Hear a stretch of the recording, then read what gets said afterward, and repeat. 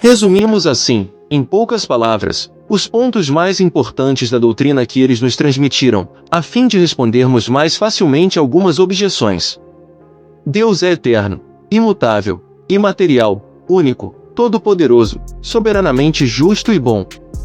Criou o universo, que compreende todos os seres animados e inanimados, materiais e imateriais. Os seres materiais constituem o mundo visível ou corporal, os seres imateriais, o mundo invisível ou espírita, ou seja, dos espíritos. O mundo espírita é um mundo normal, primitivo, eterno, preexistindo e sobrevivendo a tudo. O mundo corporal é apenas secundário, poderia deixar de existir ou nunca ter existido, sem alterar a essência do mundo espírita. Os espíritos vestem temporariamente um corpo material perecível, cuja destruição pela morte lhes devolve a liberdade. Entre as diferentes espécies de seres corporais, Deus escolheu a espécie humana para a encarnação dos espíritos que atingiram um certo grau de desenvolvimento, o que lhe dá a superioridade moral e intelectual sobre os outros. A alma é um espírito encarnado, sendo o corpo apenas o seu envoltório. Há três coisas no homem. Primeira, o corpo ou ser material semelhante ao dos animais e animado pelo mesmo princípio vital. Segunda, a alma ou ser imaterial, espírito encarnado no corpo. Terceira, o laço que une a alma ao corpo, princípio intermediário entre a matéria e o espírito. Assim, o homem tem duas naturezas. Pelo corpo participa da natureza dos animais, dos quais tem os instintos. Pela alma participa da natureza dos espíritos. O laço ou perispírito que une o corpo e o espírito é uma espécie de envoltório semimaterial. A morte é a destruição do envoltório mais grosseiro. O espírito conserva o segundo, que constitui para ele um corpo etéreo, invisível para nós no estado normal, mas que pode tornar-se algumas vezes visível e mesmo tangível, como ocorre no fenômeno das aparições. O espírito não é, portanto, um ser abstrato, indefinido, que somente o pensamento pode conceber, é um ser real, definido, que, em alguns casos, pode ser reconhecido, avaliado pelos sentidos da visão, da audição e do tato. Os espíritos não encarnados ou errantes não ocupam uma região determinada e localizada, estão por todos os lugares do espaço e ao nosso lado, vendo-nos numa presença contínua. É toda uma população invisível que se agita ao nosso redor. Os espíritos exercem sobre o mundo moral e o mundo físico uma ação incessante. Eles agem sobre a matéria e o pensamento e constituem uma das forças da natureza, causa determinante de uma multidão de fenômenos até agora inexplicável ou mal explicada e que apenas encontram esclarecimento racional no espiritismo. As relações dos espíritos com os homens são constantes. Os bons espíritos nos atraem e estimulam para o bem, sustentando-nos nas provações da vida e ajudando-nos a suportá-las com coragem e resignação. Os maus nos sugestionam para o mal, é um prazer para eles nos ver fracassar e nos assemelharmos a eles. As comunicações dos espíritos com os homens são ocultas ou ostensivas. As comunicações ocultas ocorrem pela influência boa ou má que exercem sobre nós sem o sabermos, cabe ao nosso julgamento discernir as boas das más inspirações. As comunicações ostensivas ocorrem por meio da escrita, da palavra ou outras manifestações materiais, muitas vezes por médiuns que lhes servem de instrumento.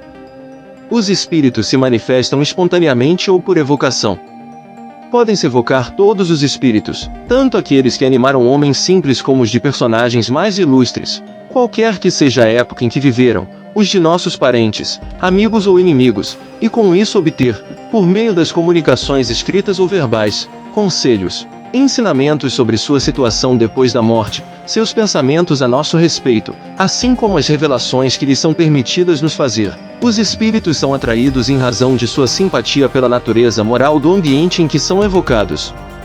Os espíritos superiores se satisfazem com reuniões sérias em que dominam o amor pelo bem e o desejo sincero de receber instrução e aperfeiçoamento. A sua presença afasta os espíritos inferiores que, caso contrário, encontrariam aí livre acesso e poderiam agir com toda a liberdade entre as pessoas levianas ou guiadas somente pela curiosidade.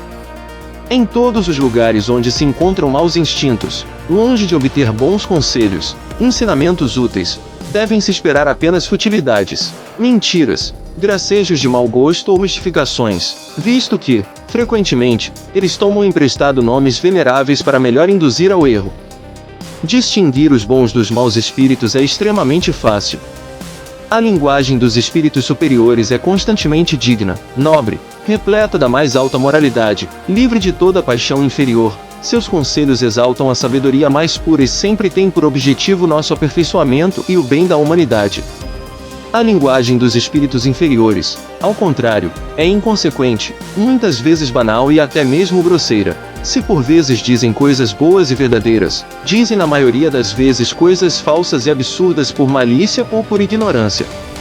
Zombam da credulidade e se divertem à custa daqueles que os interrogam ao incentivar a vaidade, alimentando seus desejos com falsas esperanças. Em resumo, as comunicações sérias, no verdadeiro sentido da palavra, apenas acontecem nos centros sérios, cujos membros estão unidos por uma íntima comunhão de pensamentos, visando ao bem. A moral dos espíritos superiores se resume, como a de Cristo, neste ensinamento evangélico: fazer aos outros o que quereríamos que os outros nos fizessem, ou seja, fazer o bem e não o mal. O homem encontra neste princípio a regra universal de conduta, mesmo para as suas menores ações. Eles nos ensinam que o egoísmo, o orgulho e a sensualidade são paixões que nos aproximam da natureza animal, prendendo-nos à matéria, que o homem que se desliga da matéria já neste mundo, desprezando as futilidades mundanas e amando o próximo, se aproxima da natureza espiritual, que cada um de nós deve se tornar útil segundo as capacidades e os meios que Deus nos colocou nas mãos para nos provar que o forte e o poderoso devem apoio e proteção ao fraco, pois aquele que abusa de sua força e de seu poder para oprimir seu semelhante transgride a lei de Deus.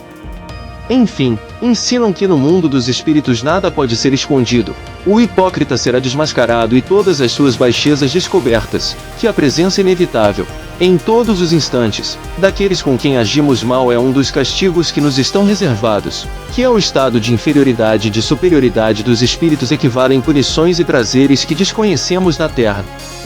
Mas também nos ensinam que não há faltas imperdoáveis que não possam ser apagadas pela expiação. Pela reencarnação, nas sucessivas existências, mediante seus esforços e desejos de melhoria no caminho do progresso, o homem avança sempre e alcança a perfeição, que é a sua destinação final. Este é o resumo da doutrina espírita, resultante do ensinamento dado pelos espíritos superiores. O Livro dos Espíritos, Introdução, item 6.